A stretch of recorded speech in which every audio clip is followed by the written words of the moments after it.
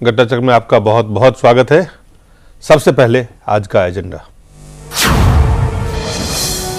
14 राज्य की 91 सीटों पर तीसरे चरण के मतदान से पहले झूठ, फरेब और नफरत का प्रचार जारी। लेकिन बड़ा सवाल, क्या ऐसे नेताओं और दलों को सबक सिखाएगा मतदाता?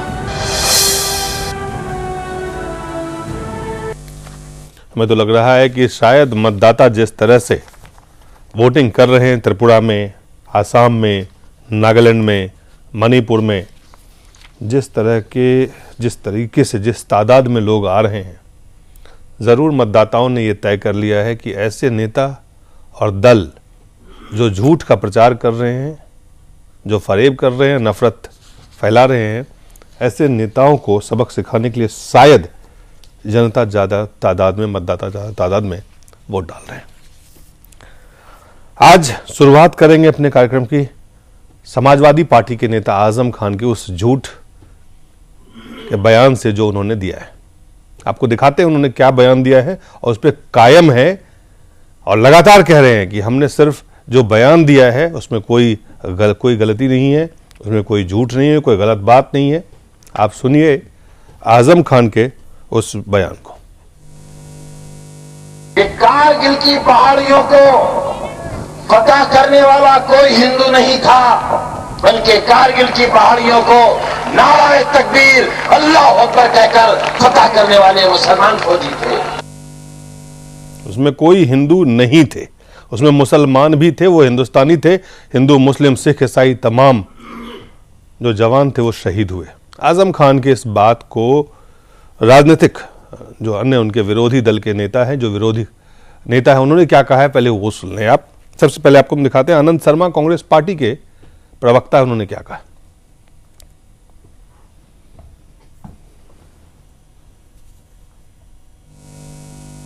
His statement, what was put to me, I have responded to that Indian army fights as Indian soldiers fight and sacrifice as Indians.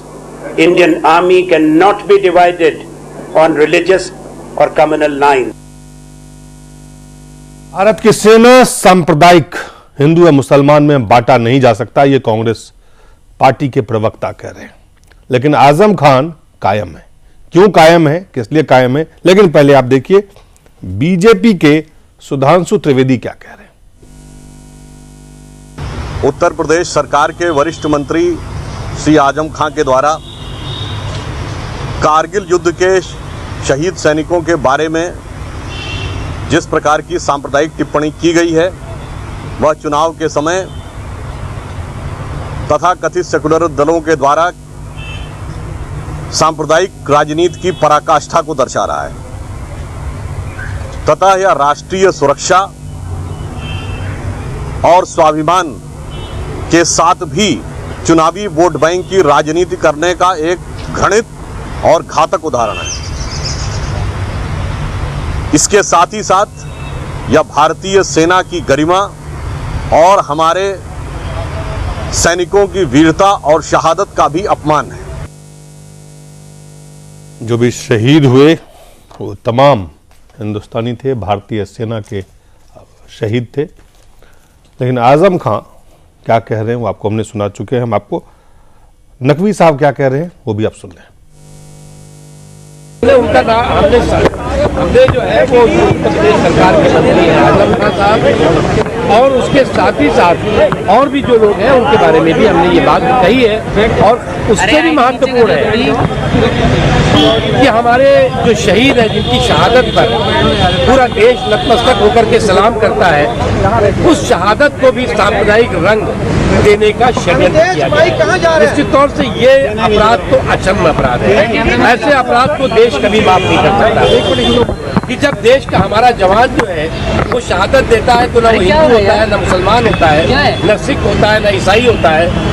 जब देश की रक्षा करने के लिए वो सीमा पर खड़ा होता है और देश के दुश्मनों के छक्के उड़ाता है, तो वो हिंदू, मुसलमान, सिख, ईसाई नहीं बल्कि इस देश की भारत माँ की संतान होता है। ऐसी स्थिति में नौजवान जवानों का, देश के सिपाहियों का अपमान है, देश के सम्मान और स्वाभिमान का अपमान है, और देश के जो हमारे संस्कार हैं उसका अपमान है। और चुनाव आयोग से हमने उत्तर प्रदेश के मुख्यमंत्री अखिलेश यादव कह रहे हैं कि जो शहीद हुए थे उसमें तमाम हिंदुस्तानी हैं और उस पर ऐसे नहीं बांटा जा सकता है। लेकिन क्या आजम खान के कान तक ये बात नहीं पहुंच पा रही है? क्या आजम खान अपने पार्टी के नेता मुख्यमंत्री को नहीं सुन पा रहे हैं? वो अब भी अगर कायम है तो क्यों कायम है? हमारे साथ हैं मलिक ज़हीन हैं, समाजवादी पार्टी के नेता हैं, आनंद कुमार साहू हैं, बीजेपी के नेता हैं, पुष्पेंद्र कुलश्रेष्ठ हैं, वरिष्ठ पत्रकार हैं। मलिक ज़हीन साहब, व्यक्तिगत तौर से या सपा के नेता के तौर पे आपको क्या लगता है बयान उचित है? मेरा अपना मानना है कि समाजवादी पार्टी का ये स्टैंड नहीं हुआ, ये उनका अपना पर्सनल, मैं जहाँ तक समझता हूँ, क्योंकि मेरी कोई बात हुई नहीं है, लेकिन मैं जहाँ तक समझता हूँ कि ये बात अपनी जगह पे सही है, इसमें कोई दो राय नहीं कि जो हमारे फौजी हैं वो पूरे मुल्क के फौजी, वो मुसलमान हो, हिंदू हो, सिख हो, ईसाई हैं, वो सब मुल्क के लिए लड़ते हैं। उसमें कोई भी हिंदू हो सकता है, कोई सिख हो सकता है, कोई मुसलमान हो सकता है। मैं पर्सनली इस बात से एग्री नहीं करता। पार्टी का क्या स्टैंड है इसके बारे में मुझे जानकारी नहीं है, लेकिन भी बताया कि मुख्यमंत्री जी ने कहा है कि उनका भी यही स्टैंड है। अब आजम खां का ये अपना पर्सनल स्टैंड है और इलेक्शन मीटिंग है, जिस तरह से और पार्टीज झूठ बोल के शहादत को कम्युनलाइज करके क्या अचीव करना चाहते हैं आजम खान? वो मुझे नहीं लगता कि उनका कुछ अपना पर्सनल व्यू है, उसके बारे में हम ज़्यादा, क्योंकि पार्टी के हमारे वरिष्ठ नेता हैं, मैं उसके ऊपर कमेंट नहीं करना चाहता। लेकिन मेरा पर्सनल ओपिनियन है और मेरा ख्याल है पार्टी का भी यही ओपिनियन होगा कि फौज में, जहाँ तक फौज की लड़ती है, किसी भी मुल्क से लड़े, तो वो उसमें सब हिंदू मुसलमान सब एक होते हैं। वो सबसे पहले भारतीय होते हैं, उसके बाद वो मुसलमान हिंदू, ये मेरा अपना पर्सनल मानना है। लेकिन पार्टी का भी अभी भी आपने बताया, मुख्यमंत्री जी से बात हुई, उन्होंने ये कहा है कि ऐसा नहीं है, और मैं जैसा आपने बताया मुझे, मैं भी समझता हूँ ऐसी बात नहीं होनी चाहिए जी। लेकिन हम उसके बारे में इसलिए कमेंट नहीं करते, हमारी पार्टी के वरिष्ठ नेता हैं जी। ये आपके पार्टी के वरिष्ठ नेता हैं। आनंद जी, आप कुछ कहना चाह रहे थे? मैंने तो एक चीज़, मुझे बहुत दुख हुआ कि जिस प्रकार से अपने जो वीर स्वतंत्रकारियों को भी याद करेंगे तो भी कोई हिंदू और मुस्लिम की बात कभी नहीं आई, और कारगिल में भी जो शहीद हुए उनके ऊपर भी आज तक किसी ने इस प्रकार की कटाक्ष नहीं किया था। और बहुत चिंता का विषय है कि समाज को, देश को इस प्रकार के लीडर्स इतने बड़े, वो दल से भी इतने बड़े हो गए हैं कि उनकी पार्टी के लीडर्स उनके खिलाफ ना उनके मुख्यमंत्री बोल पाते हैं, ना उनके कोई अन्य नेता बोल पाते हैं, उनके अध्यक्ष बोल पाते हैं। ये नहीं कह सकते, नहीं, ये भी आपने मुख्यमंत्री ने देखिए इसके ऊपर अलग कहा, लेकिन कहा ये बात है राष्ट्र से, जिस तरह से जनाब मेरी एक पूरी करने दीजिए। मैं ये कह रहा हूँ, बड़ा दुख हो रहा है मुझे कि इतने बड़े हो गए हैं वो कि गलतियों पे गलतियां करते जा रहे हैं, कौम को कभी डराते हैं, देश को कभी बांटते हैं, जहां तक डराने वाली बात, जनता को कभी गुमराह करते हैं। ये क्या है? ये क्या बड़ा, मतलब इतनी बड़ी विडंबना है कि राजनीति इतनी ऊपर हो गई है समाजवादी पार्टी के लिए, शासन इतनी ऊपर हो गई है कि देश का हित सब साइड कर दिया गया है और उनका निजी स्वार्थ जो है पार्टी का, शासन का, वो सबसे ऊपर मिला है। जिस तरह अमित शाह ने स्टेटमेंट दिया है, देखिए अमित शाह ने ये अमित शाह जी का रिकॉर्ड आपके पास होगा, अमित शाह जी का जो वीडियो है, हाँ वो गिनती करता हूँ, एक बार उनका वीडियो चलवाया है। मुसलमानों मेरा गुजारिश है, आपके चैनल में कृपा करके आप अमित शाह जी जनाब, तो अगर आजम खान ने किया है चिल्लाने की बात सही बात बोल, से कुछ शुरुआत आपने की है जनाब, आपने हिंदू मुस्लिम को बांटने के हाथ से नहीं शुरू किया।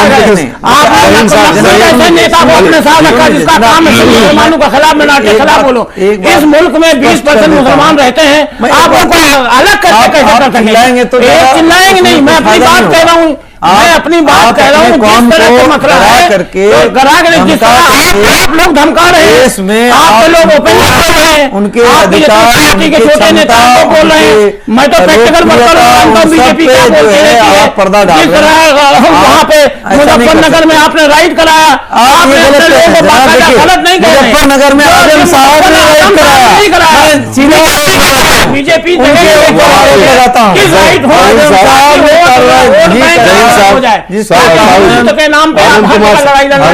आनंद कुमार साहू जी, मालिक जय हिंद साहब, एक एक करके बोलेंगे तो लोग सुन भी पाएंगे, लेकिन सवाल ये मैं बहुत गंभीर सबसे शुरुआत जनाब सुन लीजिए, आप जब आपके पास भी आएंगे, आपके पास भी आएंगे, आपके पास भी जितनी पार्टी है, आपको जितने लोग हैं उसके वो किया है, मेरे आपके पास आपको हम बता रहे हैं। देखिए क्या है, मैं आपकी पूरी आपको आजादी दी जाएगी, आपका पूरा समय जो है आपको देंगे दिलीप जी, आप पूरा गुजारिश है इनको एक बार पूरी समझ, लेकिन मैं जब कह रहा हूँ अदब से कह रहा हूँ, अदब से कह रहा हूँ, एक मिनट जिस आदमी मर्डर का जिसको केस चल रहा है जनाब सुन, महामंत्री देखिए किस लिए बना रहे हैं, ताकि मुसलमान हिंदू खुश हो जाए, किसके मर्डर पे चार्ज है वो भी हम बता देंगे, हम बता देंगे, उनका वीडियो भी चला देंगे, ठीक है। आपके पास आएंगे, एक मिनट, अब जब आप गुजरात पहले पहुंच गए जी और आजम साहब को आप नवाज रहे हैं, तारीफ नवाज दे रहे हैं, अच्छी बात है, आपकी पार्टी के नेता हैं, ऐसे नेता आपके पार्टी में और बढ़े तो देश के लिए शर्म से डूब के मरने के लिए आप सबसे देश के लोगों को सुन लीजिए, जैन साहब आपका समय बोलिएगा, जैन साहब मैं आपका समय आपको मिलेगी, आप देखिए इतनी मतलब चिल्लाने से साहब, आप देखो आपकी एनर्जी भी गुजरात चले गए, विषय सबसे पहले मुजफ्फर आपके लोग वहां पे बाकायदा पुलिस ने उनको अरेस्ट किया। जैन साहब आपके पास जब आएंगे तो आप बोलिएगा, आनंद जी कंप्लीट करें अपनी बात को। देखिए आप हर एक विषय को आप गुजरात से पहले तो जोड़ देते हैं, और मुझे नहीं आपको आपने वहां पे आप बोलिए ना, हजारों लोगों का कत्ल कराया है और आप आप लोग तो अपने को इंसान कहने का हक नहीं, मैं इंसानियत का कत्ल करते हैं। देखिए इस तरह से आपने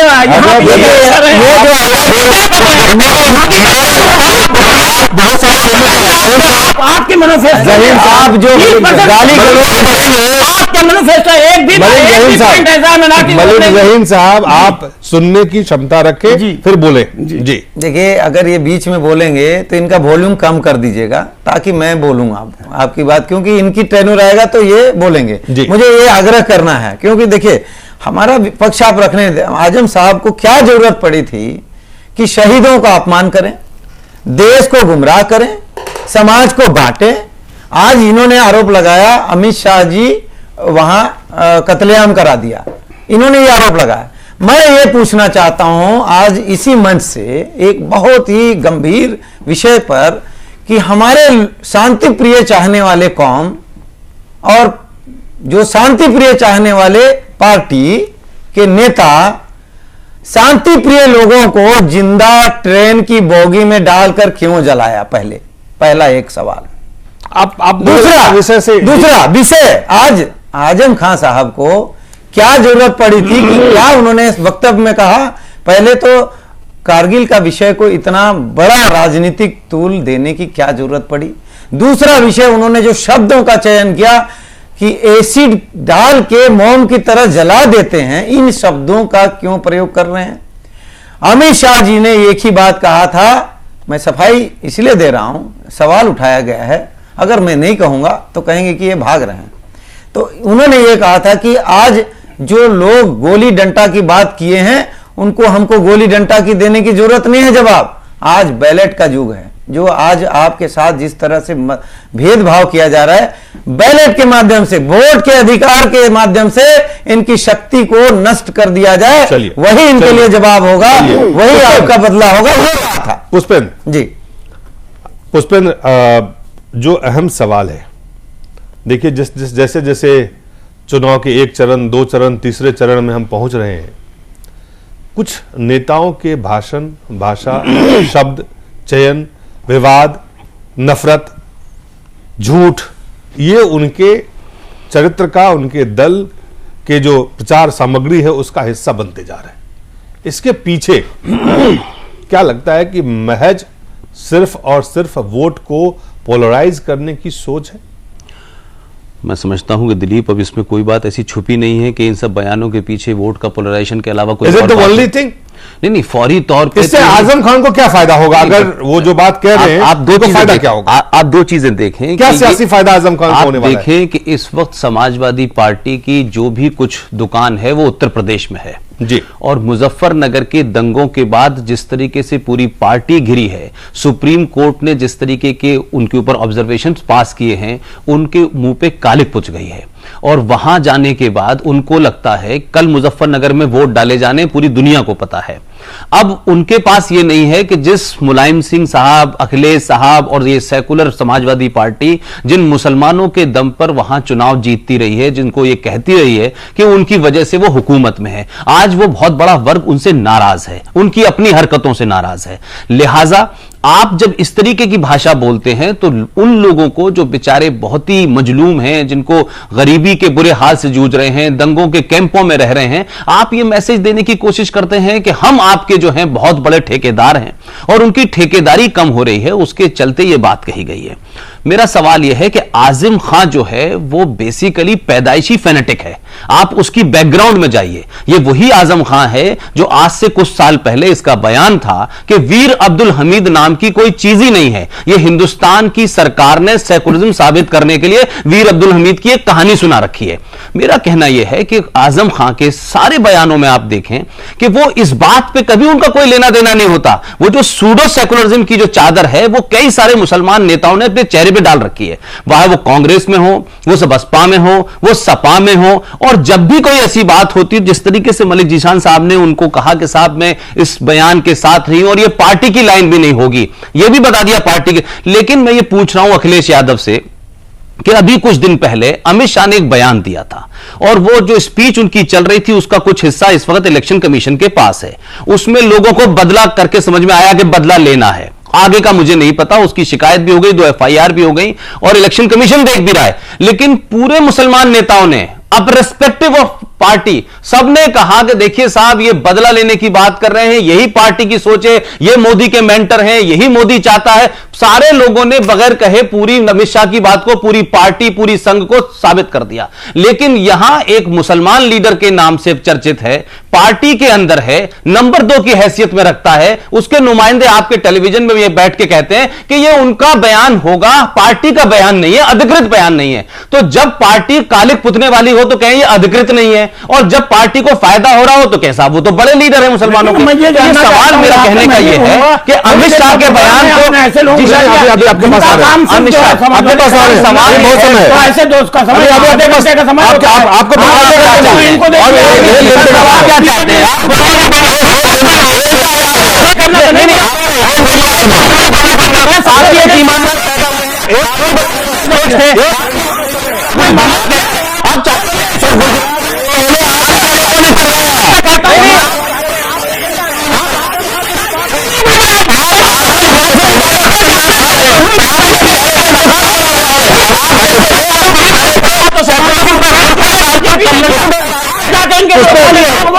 भाषण सुनता हूँ मैं आप आप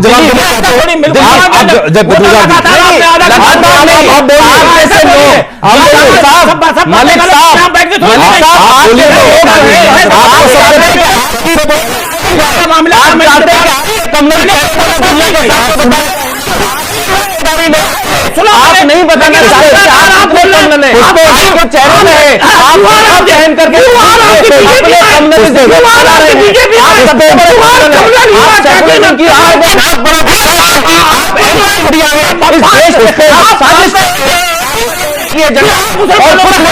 आपको समाजवादी पार्टी आपको आपको कांग्रेस की साजिश चाहिए, आपको सेकुलरिज्म की दुकानें चाहिए जिससे कि आप अपने खतरनाक बोलने नहीं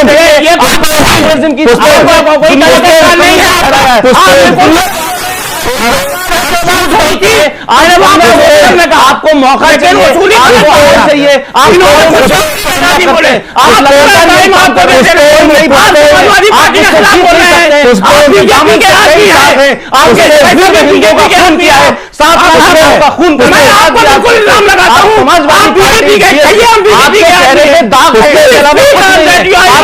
आप आसाम में दागी है, आप जम्मू कश्मीर में दागी है, दागी है, नाम लीजिए, आजम खान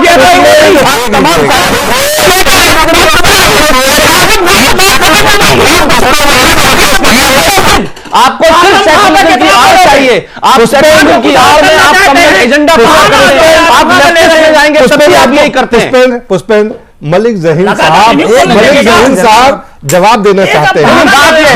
जवाब दीजिए। दिलीप एक बात है कि आप भारतीय जनता पार्टी के सवाल पूछे तो जीशान साहब में ठेकेदारी ले रहे हैं, आप जीशान साहब के दामन पे दाग है, अपने दामन के दाम नहीं देंगे, ये बताएंगे हमें। ये कश्मीर के अंदर आप अपनी बात कहिए, आप अपनी बात कहिए। जो बात कह रहे हैं पुष्पेंद्र और आनंद साहू जो बात कह रहे हैं उसमें क्या गलत है? ये देखिए बात नहीं पूरी करेंगे ना, उससे पहले ही बोल रहे हैं, क्यों बोलेंगे आप?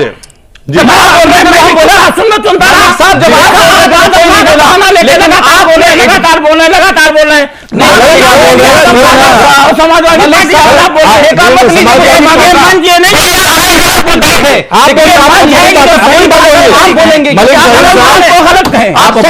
आजम खान की बात आई, मैंने क्या कहा जी? मैंने कहा एहसान नहीं किया आजम खान, एहसान नहीं किया।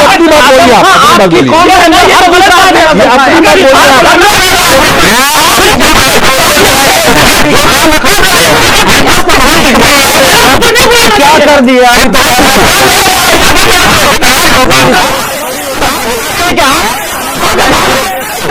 भाषा को सुने, आपकी मुनाफा आप अपनी बात कहना चाहते हैं, जो कहना चाहते हैं आपकी मुनाफा की आप अपनी बात करना चाहते हैं। बोलो ना बीजेपी का आप अपनी बात